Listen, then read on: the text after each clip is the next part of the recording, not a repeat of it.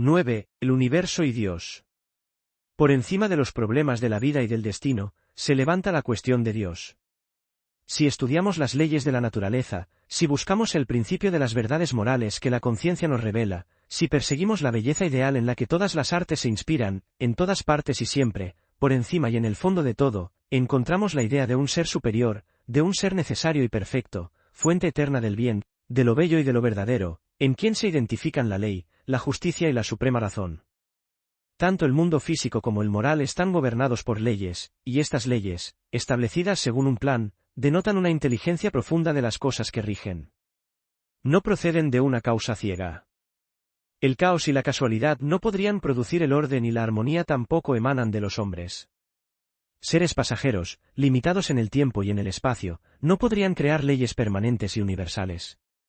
Para explicarlas lógicamente, es menester remontarse hasta el ser generador de todas las cosas.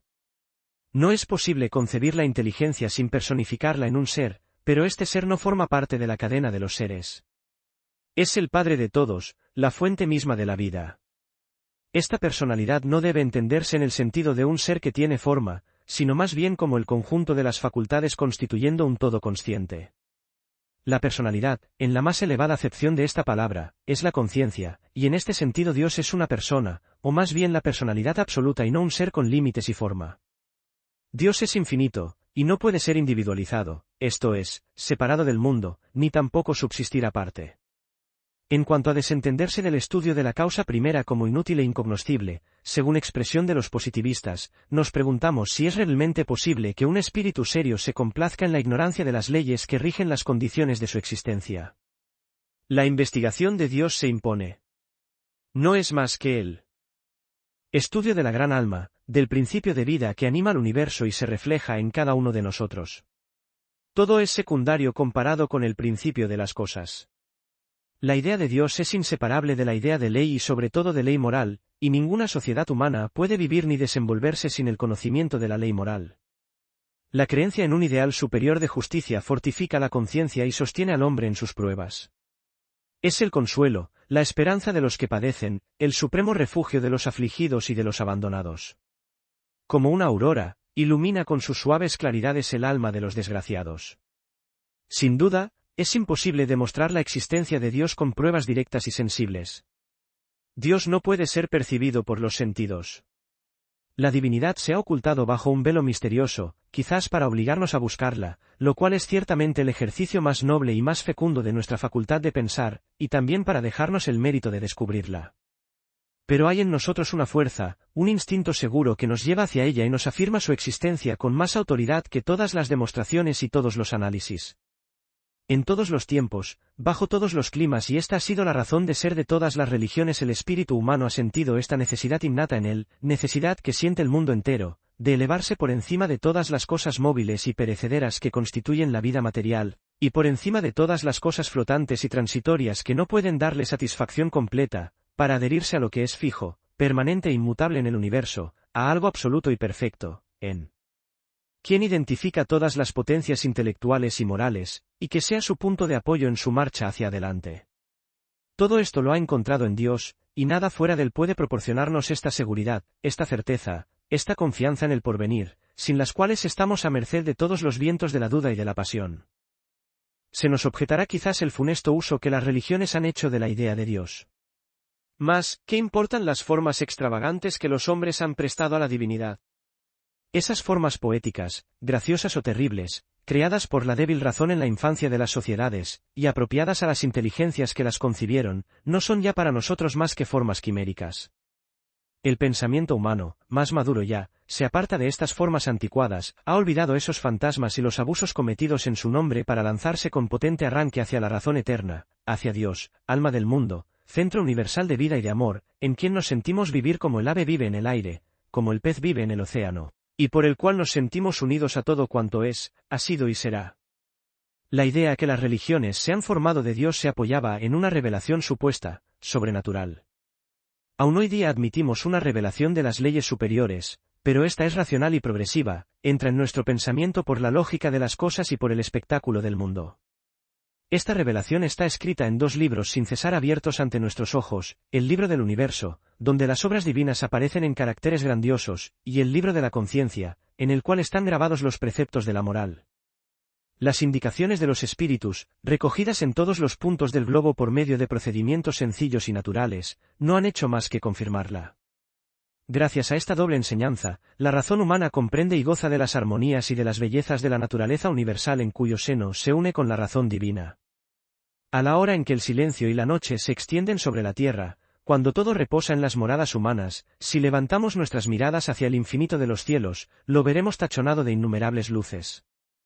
Astros radiantes, soles deslumbradores, rodeados de sus séquitos de planetas, evolucionan por millones en las profundidades. Grupos estelares se despliegan como bandas luminosas hasta en las más apartadas regiones. En vano sondea los cielos el telescopio, en ninguna parte encuentra límites al universo. En todas partes los mundos suceden a los mundos y los soles a los soles, en todas partes las legiones de astros se multiplican hasta el punto de confundirse como brillante polvo en los abismos sin fondo del espacio. ¿Qué palabra humana podría describiros, maravillosos diamantes del celeste estuche? Sirio, 20 veces más grande que nuestro Sol, el cual es mayor que 1.000.000 de globos terrestres reunidos. Aldebarán, Vega, Proción, soles de color de rosa, azules, púrpura, astros de ópalo y de zafiro, que derramáis por la extensión vuestros rayos multicolores, rayos que, a pesar de una velocidad de 70.000 leguas por segundo, no nos llegan sino después de centenares y millares de años. Y vosotras, nebulosas lejanas que dais a luz nuevos soles, universos en formación, trémulas estrellas apenas perceptibles, que sois focos gigantescos de calor, de luz, de electricidad y de vida, mundos centelleantes, esferas inmensas, y vosotros, pueblos innumerables, razas, humanidades siderales que los habitáis, nuestra débil voz intenta en vano proclamar vuestra majestad y vuestro esplendor impotente, enmudece, mientras que nuestros ojos deslumbrados contemplan el desfile de los astros. Y cuando la mirada abandona los vertiginosos espacios para observar los mundos vecinos de la Tierra, las esferas, hijas del Sol, que gravitan como nosotros alrededor del centro común, ¿qué observa en su superficie? Continentes y mares, montes y llanuras, espesas nubes arrebatadas por los vientos, nieves y bancos de hielo acumulados en torno de los polos. Sabemos que estos mundos poseen aire, agua, calor, luz, estaciones, climas, días, noches, y en una palabra, todas las condiciones de la vida terrestre, lo cual nos permite ver en ellos la morada de otras familias humanas, y creer, con la ciencia, que están habitados, lo han estado, o lo estarán algún día. Todo eso, astros flamígeros, jefes de sistemas, planetas secundarios, satélites, cometas errantes, todo eso suspendido en el vacío, se agita, se aleja, vuelve a aproximarse, recorre órbitas determinadas, arrebatado por velocidades espantosas a través de las regiones sin fin de la inmensidad. El movimiento, la actividad, la vida, se manifiestan en todas partes en el espectáculo del universo poblado de mundos innumerables rodando sin cesar en la profundidad de los cielos. Una ley rige esta circulación formidable, la ley universal de gravitación. Ella sola sostiene y hace mover los cuerpos celestes. Ella sola dirige alrededor de los soles luminosos los obedientes planetas. Y en la naturaleza, desde el átomo hasta el astro, todo lo gobierna esta ley. La misma fuerza que, con el nombre de atracción, contiene a los mundos en sus órbitas, con el de cohesión agrupa las moléculas, y preside a la formación de los cuerpos químicos. Si después de esta rápida ojeada a los cielos, comparásemos la Tierra que habitamos a los poderosos soles que se balancean en el éter, nos parecería apenas junto a ellos como un grano de arena, como un átomo flotando en el infinito. La Tierra es uno de los astros más diminutos del cielo. Y sin embargo, cuánta armonía en su forma, cuánta variedad en su adorno. Ved sus continentes recortados, sus perfiladas penínsulas y las guirnaldas de islas que las rodean. Contemplad sus mares imponentes, sus lagos, sus bosques y sus vegetales, desde el cedro que corona la cumbre de los montes, hasta la humilde flor medio oculta entre la hierba, enumerad los seres vivos que la pueblan, pájaros, insectos y plantas, y reconoceréis que cada una de estas cosas es una obra admirable, una maravilla de arte y de precisión. ¿Y el cuerpo humano no es un laboratorio viviente, un instrumento cuyo mecanismo raya en la perfección?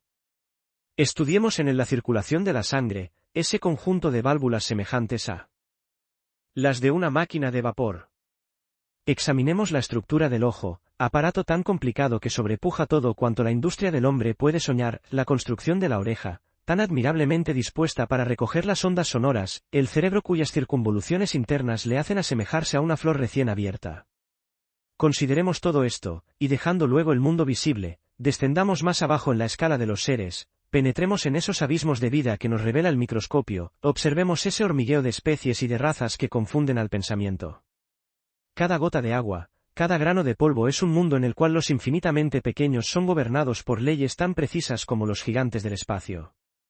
Todo está lleno de seres, de embriones, de gérmenes. Millones de infusorios se agitan en las gotas de nuestra sangre, en las células de los cuerpos organizados. El ala de una mosca, el menor átomo de materia, están poblados de legiones de parásitos. Y todos estos animálculos están provistos de aparatos de movimiento, de sistemas nerviosos, de órganos de sensibilidad que hacen de ellos seres completos, armados para la lucha y las necesidades de la existencia.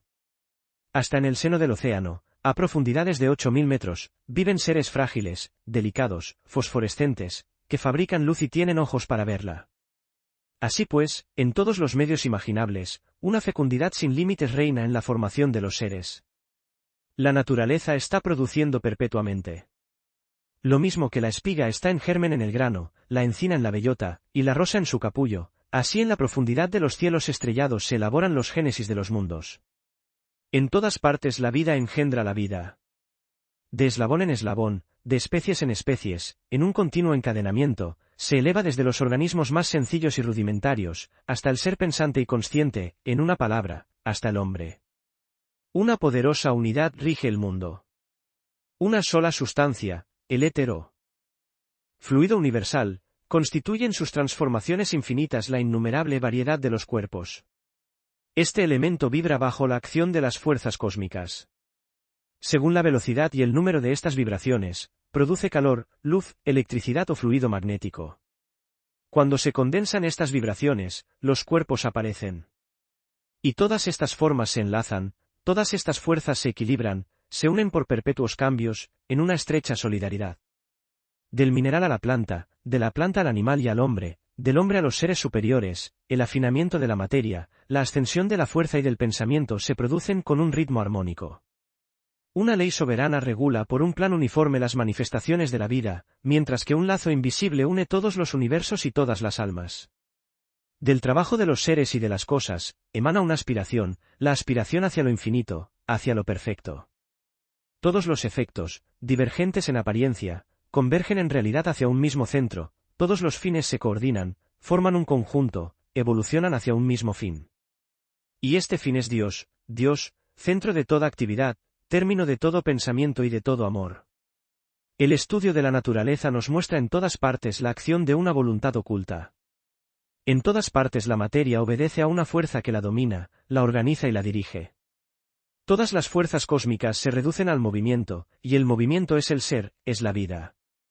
El materialismo explica la formación del mundo por la ciega danza y la aproximación fortuita de los átomos. Pero, ¿se ha visto nunca que arrojando al azar las letras del alfabeto se produzca un poema, y qué poema el de la vida universal? ¿Se ha visto nunca que una mezcla de materiales produzca por sí sola un edificio de soberbias proporciones, ni una máquina de numerosos y complicados rodajes? Entregada a sí misma, la materia nada puede. Ciegos o inconscientes, los átomos no sabrían dirigirse hacia un fin. La armonía de un mundo no se explica sino por la intervención de una voluntad. Por la acción de las fuerzas sobre la materia, por la existencia de leyes sabias y profundas, es como esta voluntad se manifiesta en el orden del universo. Se objeta con frecuencia que no todo es armonía en la naturaleza. Si produce maravillas, se dice, también crea monstruos. En todas partes el mal está al lado del bien. Si la lenta evolución de las cosas parece preparar la tierra para ser el teatro de la vida, no hay que perder de vista el derroche de las existencias y la lucha ardiente de los seres. No hay que olvidar que las tempestades, los terremotos, las erupciones de volcanes asolan a veces la tierra y destruyen en algunos instantes los trabajos de muchas generaciones. Sí, no cabe duda, hay anomalías y accidentes en la obra de la naturaleza, mas estos accidentes no excluyen la idea de orden y de finalidad, sino que, al contrario, vienen en apoyo de nuestra tesis, pues podríamos preguntarnos por qué no todo es accidente. El accidente no es más que una excepción, y la excepción confirma la regla. La apropiación de las causas a los efectos, de los medios al fin, la apropiación de los órganos entre sí, y su adaptación a los centros y a las condiciones de la vida son manifiestas. La industria de la naturaleza, análoga sobre muchos puntos y superior a la del hombre, prueba la existencia de un plan, y el trabajo de los elementos que concurren a su realización denota una causa oculta, infinitamente sabia y poderosa. En cuanto a la objeción de los monstruos, proviene de una falta de observación. Los monstruos no son más que gérmenes desviados. Si un hombre, al caer, se rompe una pierna, ¿haremos responsables a la naturaleza y a Dios? Del mismo modo, a consecuencia de accidentes o de desórdenes sobrevenidos durante la gestación pueden los gérmenes sufrir desviaciones en el seno materno. Estamos acostumbrados a datar la vida desde el nacimiento, desde la aparición del ser a la luz, pero la vida tiene su punto de partida mucho más lejos. El argumento sugerido por la existencia de las plagas tiene por origen una falsa interpretación del objeto de la vida. Esta no debe proporcionarnos únicamente ventajas, es útil, es necesario que nos presente también dificultades y obstáculos. Todos hemos nacido para morir, y nos asombramos de que ciertos hombres mueran por accidente. Seres pasajeros en este mundo, del cual nada nos llevamos más allá, nos lamentamos de la pérdida de bienes materiales, de bienes que se habrían perdido por sí solos en virtud de las leyes naturales. Esos acontecimientos espantosos, esas catástrofes, esas calamidades, llevan en sí una enseñanza. Nos recuerdan que no debemos esperar de la naturaleza tan solo cosas agradables, sino, sobre todo, cosas propicias a nuestra educación y a nuestro adelantamiento, que no estamos en este mundo para gozar y dormirnos en la quietud, sino para luchar, trabajar y combatir. Nos dicen que el hombre no está hecho únicamente para la tierra, que debe mirar más arriba, no aficionarse más que en un justo término a las cosas materiales y pensar en que la muerte no puede destruir un ser. La doctrina de la evolución no excluye la de las causas primeras y de las causas finales. La más elevada idea que podamos formarnos de un ordenador, es suponerle formando un mundo capaz de desarrollarse por sus propias fuerzas y no por medio de una intervención incesante y de continuos milagros. La ciencia, a medida que adelanta en el conocimiento de la naturaleza, ha podido hacer retroceder a Dios, pero, al retroceder, Dios ha crecido. El ser eterno, bajo el punto de vista teórico de la evolución, es incomparablemente más majestuoso que el Dios fantástico de la Biblia. Respecto a la noción de un Dios antropomórfico, hecho a imagen del hombre y exterior al mundo físico, la ciencia la ha destruido para siempre. Pero otra más elevada ha venido a sustituirla, la de un Dios inmanente, siempre presente en el seno de las cosas. La idea de enseñar los principios de orden moral necesarios para la regeneración de las sociedades en cuanto a la absorción final de los seres en Dios, el druidismo se apartaba de esta creencia, haciendo de Zeugant, círculo superior que abarcaba todos los demás círculos, la morada exclusiva del ser divino. La evolución y el progreso de las almas, prosiguiéndose en el seno del infinito, no podían tener término. Volvamos al problema del mal, que ha preocupado a tantos pensadores y del cual solo incidentalmente hemos hablado. ¿Por qué Dios, causa primera de todo cuanto existe, preguntan los escépticos, deja subsistir el mal en el universo? Hemos visto que el mal físico o lo que se considera como tal, no es en realidad más que un orden de fenómenos naturales. Su carácter maléfico se ha explicado tan luego se ha conocido la verdadera razón de las cosas. No es más extraordinaria la erupción de un volcán que la ebullición de un vaso lleno de agua. El rayo que derriba los edificios y los árboles es de la misma sustancia que la chispa eléctrica, vehículo de nuestro pensamiento. Lo mismo sucede con todos los fenómenos violentos. Queda el dolor físico. Pero ya sabemos que es la consecuencia de la sensibilidad, y esta una magnífica conquista que el ser no ha realizado sino después de largos periodos pasados en las formas inferiores de la vida. El dolor es un aviso necesario, un estimulante para la actividad del hombre. Él nos obliga a reconcentrarnos y a reflexionar. Él nos ayuda a vencer nuestras pasiones. El dolor es el camino del perfeccionamiento. Pero, ¿y el mal moral? Se nos dirá, el vicio, el crimen, la ignorancia, el triunfo del malo y el infortunio de los justos, ¿cómo pueden explicarse? En primer lugar, ¿desde qué punto de vista se juzgan estas cosas? Si el hombre no ve más que el rincón del mundo que habita, si no considera más que su breve pasaje sobre la tierra, ¿cómo podrá conocer el orden eterno y universal?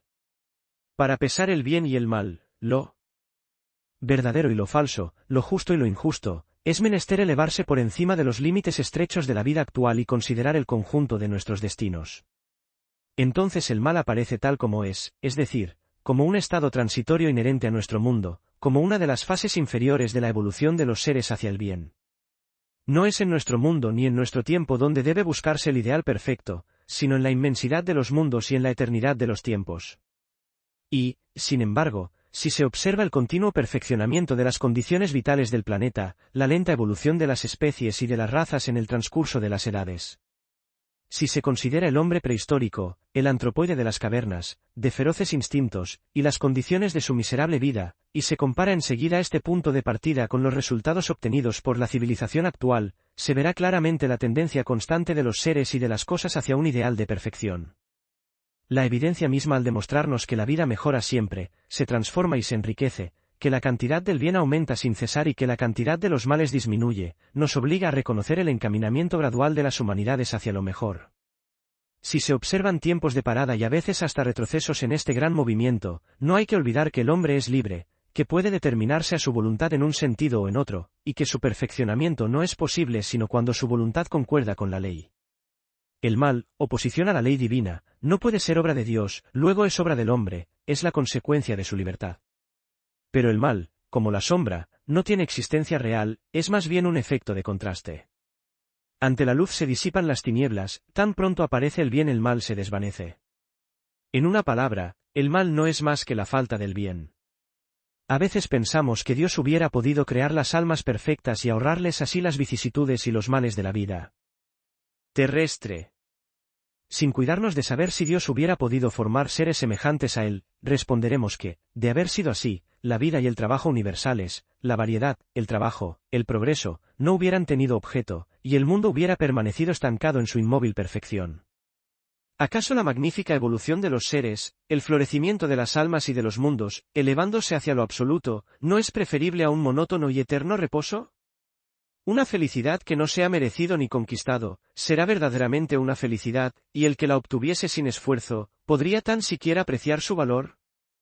Ante la vasta perspectiva de nuestras existencias, cada una de las cuales es un combate en favor de la luz ante esa ascensión prodigiosa, elevándose de círculos en círculos hacia lo perfecto, el problema del mal desaparece, salir de las bajas regiones de la materia y pasar por todos los grados de la inmensa jerarquía de los espíritus, librarse del yugo de las pasiones y conquistar una por una todas las virtudes, todas las ciencias, tal es el fin para el cual la providencia ha formado las almas y para el cual ha dispuesto los mundos, teatros predestinados de sus luchas y de sus trabajos. Creamos en ella y bendigámosla. Creamos en esa providencia generosa que lo ha hecho todo para nuestro bien, acordémonos de que si al parecer existen lagunas en su obra, no provienen más que de nuestra ignorancia y de nuestra insuficiente razón. Creamos en Dios, gran espíritu de la naturaleza, que preside al triunfo definitivo de la justicia en el universo. Tengamos confianza en su sabiduría, que reserva compensaciones a todas las penas, alegrías a todos los dolores, y avancemos con ánimo firme hacia los destinos que nos ha deparado. Es bello, es dulce y consolador poder adelantar en la vida con los ojos fijos en el cielo, sabiendo que aun en las borrascas, en medio de las más crueles pruebas, en el fondo de los calabozos como en el borde de los abismos, una providencia, una ley divina vela por nosotros y rige nuestros actos, que de nuestras luchas, nuestras torturas y nuestras lágrimas hace brotar nuestra propia gloria y nuestra felicidad. En este pensamiento es donde se encierra toda la fuerza del hombre de bien. 10. El alma inmortal. El estudio del universo nos lleva al estudio del alma, a la indagación del principio que nos anima y dirige nuestros actos. Lo hemos dicho ya, la inteligencia no puede proceder de la materia. La fisiología nos enseña que las diferentes partes del cuerpo humano se renuevan en un espacio de tiempo que no excede de 30 días. Por la acción de dos grandes corrientes vitales, un perpetuo cambio de moléculas se produce en nosotros. Las que desaparecen del organismo son reemplazadas una por otras que provienen de la alimentación. Desde las sustancias blandas del cerebro, hasta las partes más duras del armazón ósea, todo, en nuestro ser físico, está sometido a continuos cambios. Nuestro cuerpo se disuelve y se reforma multitud de veces durante la vida. Sin embargo, a pesar de estas transformaciones constantes, y en medio de las modificaciones del cuerpo material, permanecemos siempre la misma persona.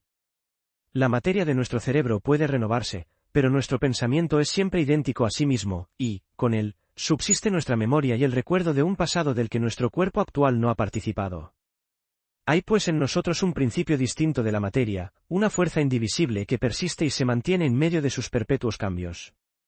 Sabemos que la materia no puede organizarse por sí misma y producir la vida. Desprovista de unidad se desagrega y se divide hasta lo infinito. En nosotros, por lo contrario, todas las facultades, todas las potencias intelectuales y morales se agrupan en una unidad central que las abarca, las une, las ilumina, y esa unidad es la conciencia, la personalidad, el yo, el alma, en una palabra. El alma es el principio de la vida, la causa de la sensación, es la fuerza invisible, indisoluble que rige nuestro organismo y mantiene la armonía entre todas las partes de nuestro ser uno. Las facultades del alma nada tienen de común con la materia. La inteligencia, la razón, el juicio, la voluntad, no pueden ser confundidos con la sangre de nuestras venas y la carne de nuestros músculos. Lo mismo sucede con la conciencia, ese privilegio que tenemos de pesar nuestros actos, de discernir el bien del mal. Este lenguaje íntimo, que se dirige a todos los hombres, desde el más humilde hasta el más elevado, esta voz cuyos murmullos pueden turbar el brillo de las mayores glorias, nada tiene de material. Corrientes contrarias se agitan en nosotros. Los apetitos, los deseos apasionados, chocan contra la razón y el sentimiento del deber. Ahora bien, si no fuésemos más que materia, no conoceríamos esas luchas, esos combates, seguiríamos sin pesar y sin remordimientos nuestras tendencias naturales. Por el contrario, nuestra voluntad está frecuentemente en conflicto con nuestros instintos. Por ella podemos sustraernos a las influencias de la materia, domarla y convertirla en un instrumento dócil. ¿No vemos a hombres nacidos en las condiciones más difíciles vencer todos los obstáculos, pobreza, enfermedad, achaques, y llegar al primer rango por sus enérgicos y perseverantes esfuerzos? ¿No vemos la superioridad del alma sobre el cuerpo afirmarse de una manera más brillante aún en el espectáculo de las grandes abnegaciones y de los sacrificios históricos? Nadie ignora de qué manera los mártires del deber, de la verdad revelada antes de la hora, y todos aquellos que por el bien de la humanidad han sido perseguidos, torturados, clavados en el patíbulo, han podido, en medio de los suplicios, hasta el umbral de la muerte, dominar la materia, y, en nombre de una gran causa, imponer silencio a los gritos de la carne despedazada. Si no hubiese en nosotros más que materia, no veríamos, cuando nuestro cuerpo está entregado al sueño, al espíritu continuar su vida y su acción sin auxilio de ninguno de los 5 sentidos, demostrándonos así que una actividad incesante es la condición esencial de su naturaleza. La lucidez magnética, la visión a distancia sin ayuda de los ojos, la previsión de los hechos, la penetración del pensamiento, son otras tantas pruebas evidentes de la existencia del alma. Así pues, débil o fuerte, ignorante o instruido, un espíritu vive en nosotros y gobierna este cuerpo que no es bajo su dirección más que un servidor, un simple instrumento. Este espíritu es libre y perfectible, y de consiguiente, responsable. Puede a su voluntad, mejorarse, transformarse, aspirar al bien. Confuso en unos, luminoso en otros, un ideal alumbra su camino. Cuanto más grande es ese ideal, tanto más útiles y gloriosas son las obras que inspira. Dichosa el alma a quien un noble entusiasmo sostiene en su marcha, amor a la verdad, a la justicia, amor a la patria, a la humanidad. Su ascensión será rápida, su paso por el mundo dejará huellas profundas, un surco del cual brotará una cosecha bendita. Dada ya por cierta la existencia del alma, se presenta enseguida el problema de la inmortalidad. Esta es una cuestión de la mayor importancia, pues la inmortalidad es la única sanción que se ofrece a la ley moral, el único concepto que satisface nuestras ideas de justicia y responde a las más altas esperanzas de la raza humana. Si nuestra entidad espiritual se mantiene y persiste a través de la perpetua renovación de las moléculas y las transformaciones de nuestro cuerpo material, su disociación y desaparición final no pueden tampoco causar perjuicio alguno a su existencia. Hemos visto que nada se aniquila en el universo. Cuando la química nos enseña que ningún átomo se pierde, cuando la física nos demuestra que ninguna fuerza se desvanece, ¿cómo podrá creerse que esta unidad prodigiosa en la que se resumen todas las potencias intelectuales, que este yo consciente en el cual la vida se desprende de las cadenas de la fatalidad puede disolverse y anonadarse? No solamente la lógica y la moral sino también, como lo estableceremos más adelante, los hechos mismos, hechos de orden sensible, a la vez fisiológicos y psíquicos, todo concurre, mostrando la persistencia del ser consciente después de la muerte, a probarnos que el alma se encuentra más allá de la tumba, tal como se ha formado ella misma por sus actos y sus trabajos en el curso de su existencia terrestre. Si la muerte fuese la última palabra de todas las cosas, si nuestros destinos se limitasen a esta vida fugitiva, ¿tendríamos esas aspiraciones hacia un estado mejor, hacia un estado perfecto, del cual nada sobre la tierra, nada de lo que es materia puede darnos idea? ¿Tendríamos esa sed de conocer, de saber, que nada puede apaciguar? Si todo terminase en la tumba, ¿Por qué esas necesidades, esos sueños, esas tendencias inexplicables? Ese grito poderoso del ser humano que resuena a través de los siglos, esas esperanzas infinitas, esos arranques irresistibles hacia el progreso y la luz, ¿no serían acaso más que los atributos de una sombra pasajera, de una agregación de moléculas tan pronto formada como desvanecida?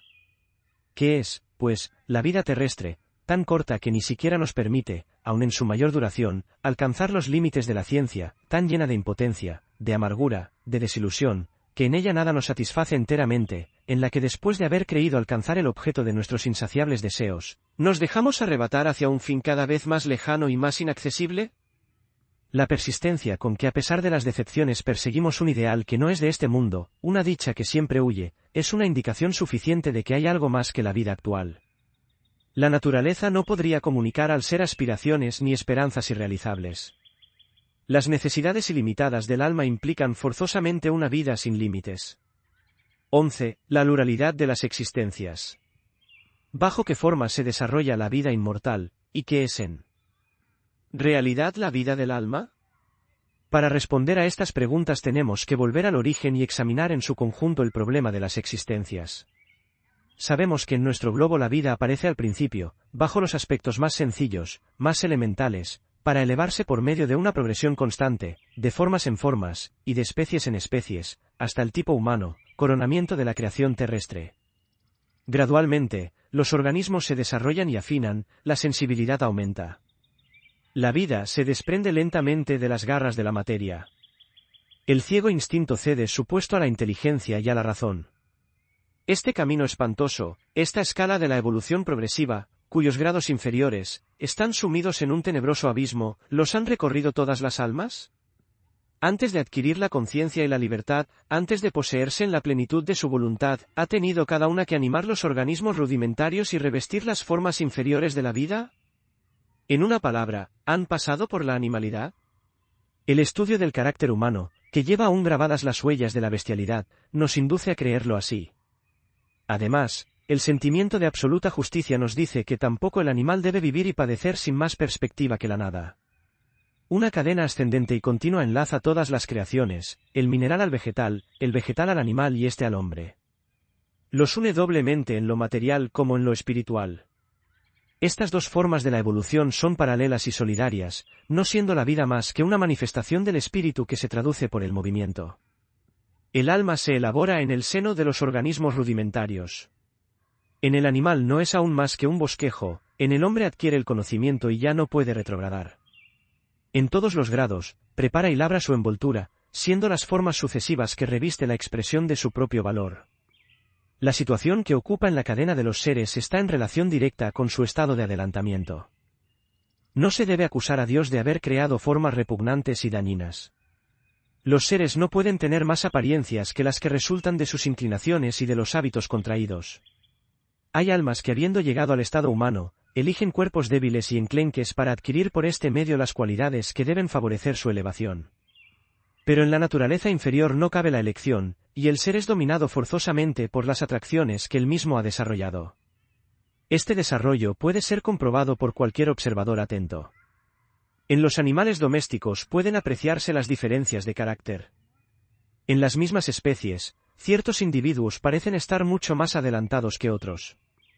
Algunos poseen cualidades que les aproximan sensiblemente a la humanidad y son capaces de cariño y abnegación. Siendo la materia incapaz de amar y de sentir, fuerza es admitir que existe en ellos un alma en estado embrionario. Nada hay, por otra parte, más grande, más justo ni más conforme a la ley del progreso como esta ascensión de las almas realizándose por medio de etapas innumerables durante las cuales ellas mismas se van formando, se deshacen poco a poco de los instintos aviesos y rompen su coraza de egoísmo para despertarse a la razón, al amor, a la libertad. Es soberanamente equitativo que todos pasemos por el mismo aprendizaje y que cada ser no alcance un grado superior hasta haber adquirido nuevas aptitudes. El día en que el alma, libre ya de las formas animales, ha llegado al estado humano, y, comprendiendo el deber, ha conquistado su autonomía y su responsabilidad moral, no por eso ha alcanzado su objeto ni ha terminado su evolución. Lejos de terminar, su obra real empieza, nuevas tareas le esperan. Las luchas del pasado no son nada en comparación de las que el porvenir le reserva. Sus renacimientos en cuerpos carnales se sucederán en este globo. Cada vez volverá a emprender, con órganos rejuvenecidos, la obra de perfeccionamiento. 12. El objeto de la vida. Con estas explicaciones, todo nuestro alrededor toma sentido, el camino se ilumina, el objeto de la vida se nos muestra diferente. Sabemos lo que somos y a dónde vamos. Dado esto, ya no se trata de buscar satisfacciones materiales sino de trabajar con ardor en nuestro adelantamiento. El fin supremo es la perfección, y el camino que conduce a ella es el progreso. Este camino es largo y se recorre paso a paso.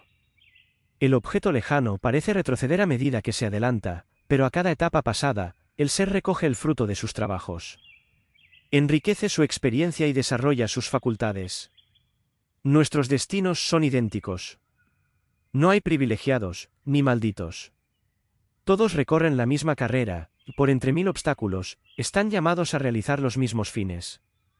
Somos libres, es verdad, somos dueños de acelerar o de acortar el paso, dueños de entregarnos a los goces groseros y de detenernos durante vidas enteras en las regiones inferiores, pero tarde o temprano el sentimiento del deber se despierta, el dolor viene a sacudir nuestra apatía, y forzosamente volvemos a emprender nuestra carrera. Entre las almas no hay más que diferencias de grados, diferencias que les es permitido igualar en el porvenir. Usando de nuestro libre albedrío, no todos hemos llevado el mismo paso, lo cual explica la desigualdad intelectual y moral de los hombres. Pero todos, hijos del mismo Padre, debemos acercarnos a Él en la sucesión de nuestras existencias, para no formar con nuestros semejantes más que una sola familia, la gran familia de los espíritus que puebla todo el universo. Ya en el mundo no caben las ideas de paraíso y de infierno eterno. En el inmenso taller no vemos más que seres elevándose por sus propios esfuerzos al seno de la universal armonía. Cada uno de ellos crea su situación por sus actos. Cuando su vida está entregada a las pasiones y permanece estéril para el bien, el ser se rebaja, su situación disminuye. Para lavar sus manchas y sus vicios, deberá reencarnarse en los mundos de prueba y purificarse por el sufrimiento. Cumplida la depuración, la evolución empieza de nuevo. No hay pruebas eternas, pero se necesita una reparación proporcionada a las faltas cometidas. No tenemos otro juez ni otro verdugo que nuestra conciencia. Y ésta, cuando se separa de las sombras materiales, se torna imperiosa y obsesionante. En el orden moral, como en el orden físico, no hay más que causas y efectos. Estos últimos están regidos por una ley soberana, inmutable, infalible. Lo que, en nuestra ignorancia, llamamos la injusticia de la suerte no es más que la reparación del pasado. El destino humano es el pago de la deuda contraída con nosotros mismos y con la ley. La vida actual es la consecuencia directa, inevitable de nuestras vidas pasadas, como nuestra vida futura será la resultante de nuestras acciones presentes, de nuestro modo de vivir. Al venir a animar un cuerpo nuevo, el alma trae consigo, a cada renacimiento, el bagaje de sus cualidades y de sus defectos, todos los tesoros acumulados por la obra del pasado. De este modo, en la serie de nuestras vidas, construimos con nuestras propias manos nuestro estado moral, edificamos nuestro porvenir, preparamos el centro en que debemos renacer y el sitio que debemos ocupar. Por la ley de reencarnación, la soberana justicia irradia sobre los mundos. Cada ser, cuando llega a poseerse en su razón y en su conciencia, se convierte en el artífice de sus destinos. Forja o rompe a voluntad las cadenas que lo sujetan a la materia. Los males, las situaciones dolorosas que les caben en suerte a ciertos hombres, se explican por la acción de esta ley. Toda vida culpable debe ser expiada. Llega una hora en que las almas orgullosas renacen en condiciones humildes o serviles, en que el ocioso tiene que aceptar penosos trabajos. El que ha hecho padecer, padecerá a su vez. Pero el alma no está ligada para siempre a esta tierra oscura. Después de haber adquirido las cualidades necesarias, la deja por mundos más elevados. Recorre el campo de los espacios sembrado de esferas y de soles. Tendrá su puesto en el seno de las humanidades que los pueblan. Y progresando siempre en esos nuevos centros, aumentará sin cesar su riqueza moral y su saber. Después de un número incalculable de vidas, de muertes, de renacimientos, de caídas y de ascensiones, libre de la reencarnación, gozará de la vida celestial en la que tomará parte en el gobierno de los seres y de las cosas, contribuyendo con sus obras a la armonía universal y a la ejecución del plan divino. Tal es el misterio de Psiquis, el alma humana.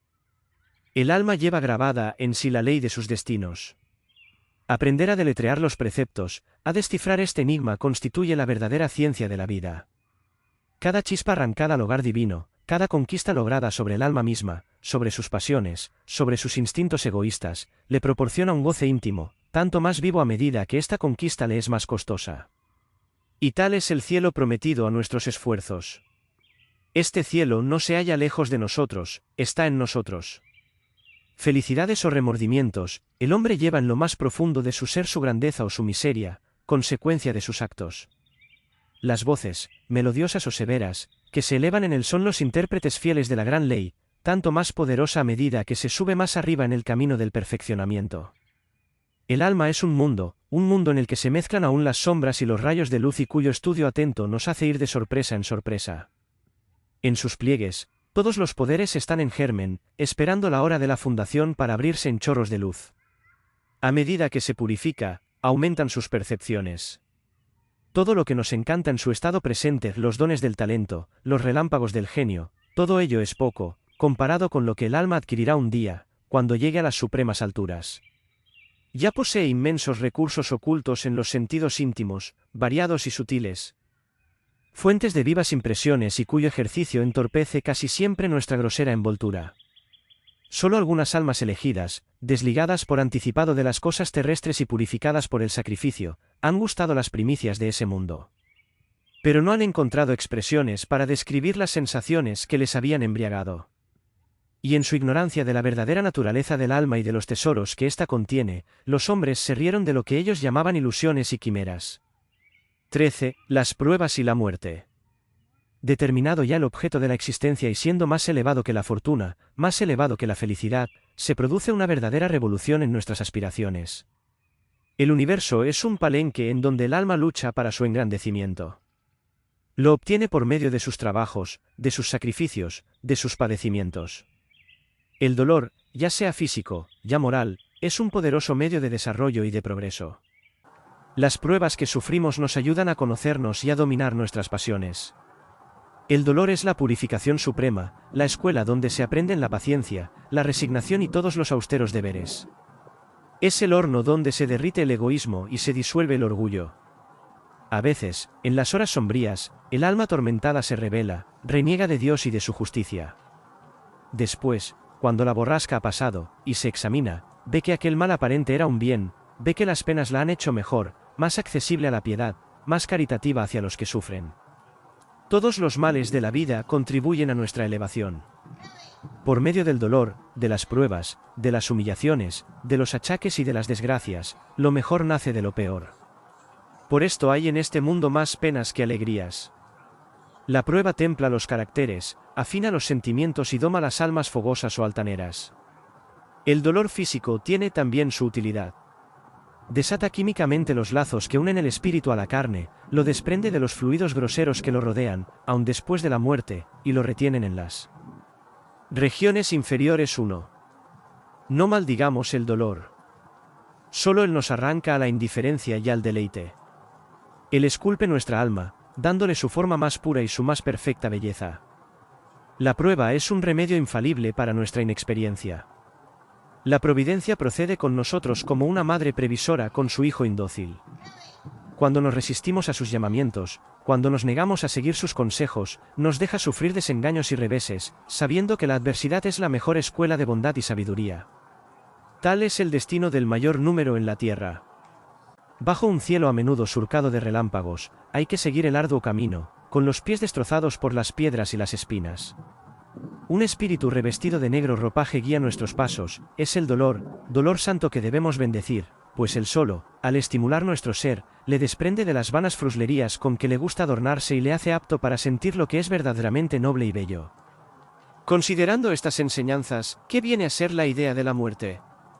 Pierde todo carácter espantoso. La muerte no es ya más que una transformación necesaria y una renovación. En realidad, nada muere. La muerte no es más que aparente. Tan solo cambia la forma exterior, el principio de la vida, el alma, permanece en su unidad permanente e indestructible. Más allá de la tumba se encuentra en la plenitud de sus facultades, con todas las adquisiciones, luces, virtudes, aspiraciones y potencias con que se ha enriquecido durante sus existencias terrenas. Estos son los bienes imperecederos de que habla el Evangelio, cuando nos dice, ni los gusanos ni las polillas los corroen, ni los ladrones los roban. Son las únicas riquezas que podemos llevarnos y utilizar en la vida futura. La muerte y la reencarnación, que la sigue en un tiempo dado, son dos formas esenciales del progreso. Al romper con los hábitos mezquinos que habíamos contraído, nos colocan en centros diferentes y nos obligan a adaptar nuestro espíritu a las 1000 fases del orden social y universal. Cuando llega la tarde de la vida, cuando nuestra existencia, semejante a la página de un libro, va a volverse para hacer lugar en una página blanca, a una página nueva, el sabio consulta su pasado y pasa revista a sus actos. Feliz aquel que cuando llega esa hora puede decirse, mis días han sido bien empleados. Feliz aquel que ha aceptado con resignación y sobrellevado con valor las pruebas. Estas, al triturar su alma, han lanzado fuera toda la hiel y toda la amargura que en ella se encerraban. Al repasar en su pensamiento esta vida difícil, el sabio bendecirá las penalidades sufridas. Estando en paz su conciencia, verá acercarse sin temor el instante de la partida. Despidámonos de las teorías que hacen de la muerte el conducto de la nada, o el preludio de castigos sin fin. Adiós, lúgubres fantasmas de la teología, dogmas pavorosos, sentencias inexorables, suplicios infernales. Paso a la esperanza. Paso a la eterna vida. No son oscuras tinieblas, luz deslumbradora es lo que sale de las tumbas. ¿Habéis visto la mariposa de policromadas alas despojarse de su informe crisálida, esa repugnante envoltura de la oruga dentro de la cual el insecto se arrastraba por el suelo? ¿La habéis visto, libre y ligera, revolotear por el aire luminoso en medio del perfume de las flores? No hay imagen más fiel del fenómeno de la muerte. También el hombre es una crisálida que la muerte descompone. El cuerpo humano, vestidura de carne, vuelve al gran muladar, nuestro mísero despojo vuelve al laboratorio de la naturaleza, mas el espíritu, después de cumplida su obra, se lanza a una vida más elevada, a la vida espiritual que sucede a la vida corporal como el día sucede a la noche, y separa cada una de nuestras encarnaciones. Penetrados de estas ideas ya no temeremos la muerte. Como nuestros padres, los galos, osaremos mirarla frente a frente sin terror. No más miedo, no más lágrimas, no más aparatos siniestros ni tétricos cánticos. Nuestros funerales se convertirán en una fiesta en la cual celebraremos la libertad del alma y su regreso a la verdadera patria. La muerte es la gran reveladora. En las horas de prueba, cuando todo se oscurece en torno nuestro, nos hemos preguntado a veces, ¿por qué he nacido? ¿Por qué no he permanecido en la noche profunda, allí donde no se siente, donde no se padece, donde se duerme con eterno sueño? Y en aquellas horas de duda y de angustia, una voz se elevaba y llegaba hasta nosotros diciéndonos, sufre para engrandecerte y purificarte. Sabe que tu destino es grande. Esta tierra fría no será tu sepulcro.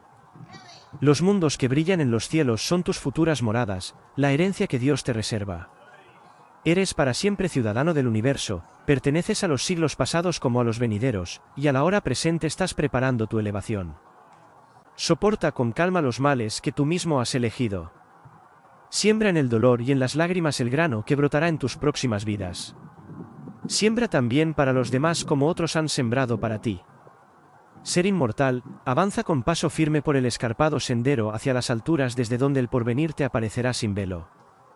La subida es áspera, frecuentemente inundará tu rostro el sudor, pero desde la cumbre verás despuntar la gran claridad y verás remontar en el horizonte el sol de verdad y de justicia. La voz que nos habla así es la de los muertos, la de las almas queridas que nos han precedido en el país de la verdadera vida. Lejos de dormir debajo de la losa, velan por nosotros. Desde el fondo de lo invisible, nos miran y nos sonríen. Adorable y divino misterio, comunican con nosotros. Ellas nos dicen, ya no más dudas estériles, trabajad y amad. Un día, cuando hayáis terminado vuestra tarea, la muerte nos reunirá. 14. Objeciones.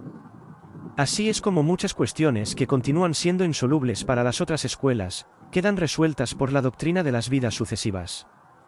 Las formidables objeciones con cuyo auxilio el escepticismo y el materialismo han abierto brecha en el edificio teológico, el mal, el dolor, la desigualdad de los méritos y de las condiciones humanas, la aparente injusticia de la suerte, todas estas dificultades las desvanece la filosofía de los espíritus.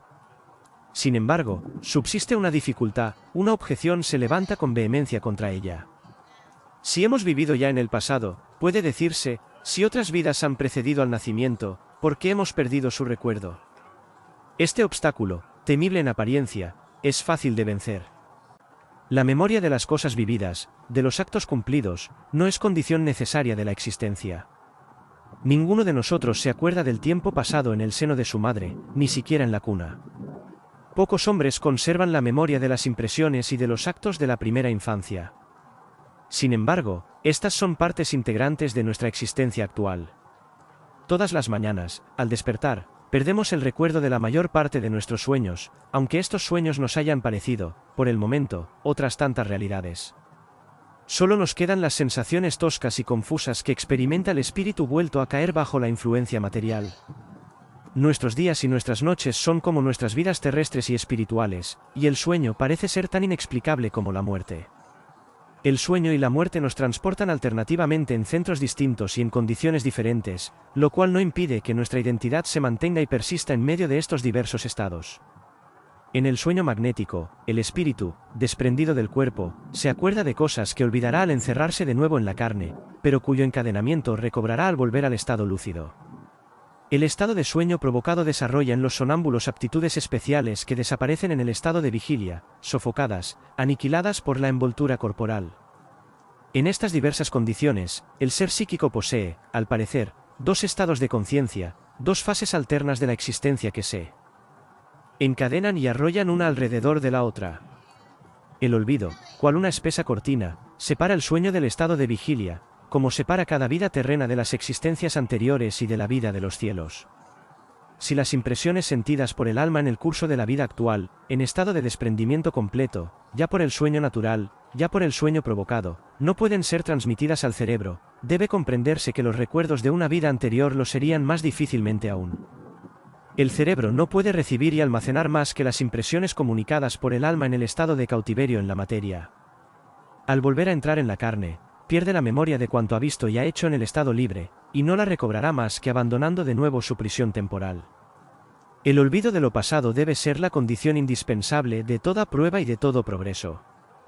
El pasado de cada uno de nosotros tiene sus manchas y sus mancillas. Al recorrer la serie de los tiempos desvanecidos, al atravesar por las edades de brutalidad, hemos debido acumular muchas faltas, muchas iniquidades. Salidos recientemente de la barbarie, el peso de estos recuerdos sería abrumador para nosotros.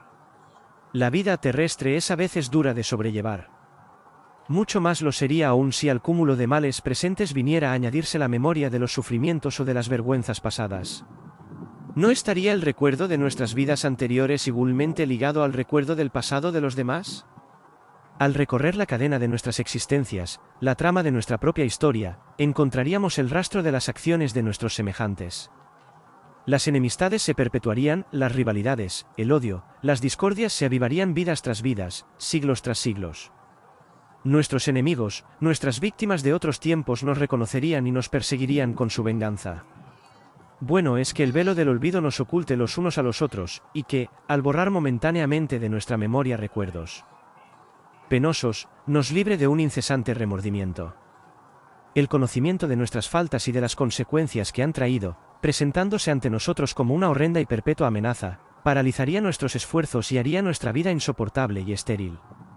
Sin el olvido, los grandes culpables, los criminales célebres, estarían marcados con el hierro candente para toda la eternidad. Vemos a los condenados por la justicia humana, después de sufrido su castigo, perseguidos por la desconfianza universal, rechazados con horror por una sociedad que les niega un lugar en su seno y volviéndolos a arrojar, por esto mismo, con harta frecuencia en el ejército del mal. ¿Qué sería si los crímenes de un pasado remoto estuviesen presentes a la vista de todos? Casi todos tenemos necesidad de olvido y de perdón. La sombra que oculta nuestras debilidades y nuestras miserias, alivia nuestro espíritu haciéndonos menos penosa la reparación. Después de haber bebido las aguas del leteo, renacemos más alegremente a una nueva vida. Los fantasmas del pasado se desvanecen. Transportados a un centro diferente, nuestro ser despierta a otras sensaciones, se abre a nuevas influencias, abandona con más facilidad los hierros y los hábitos que en otro tiempo habían retrasado su marcha. El alma culpable, al renacer bajo la forma de una criaturita, encuentra a su alrededor el auxilio y la ternura necesarios para su rehabilitación. En ese ser débil y encantador, nadie piensa en reconocer al espíritu vicioso que viene a rescatar las manchas de su pasado.